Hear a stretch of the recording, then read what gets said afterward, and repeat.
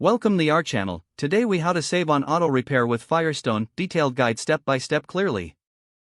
Begin by assessing your vehicle's current condition. Look for any warning lights on your dashboard. Make a note of any unusual noises or performance issues.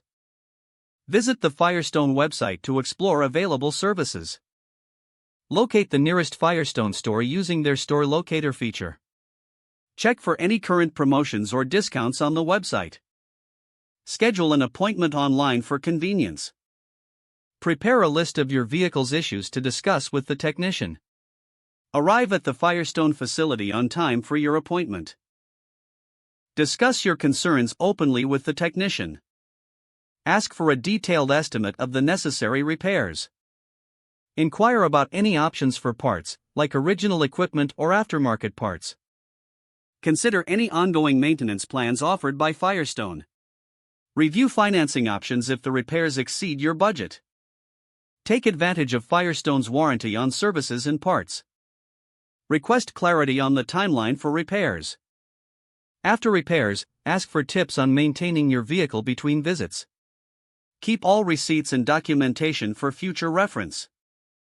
Regularly monitor your vehicle's performance after the repair. Schedule periodic maintenance appointments to prevent future issues. Utilize Firestone's online resources for maintenance tips and advice. Stay informed about any upcoming promotions to maximize savings in the future. If the page does not load, refresh the browser or try again in a private or incognito window. Make sure you are using the correct email address, then retype it carefully to avoid small typos.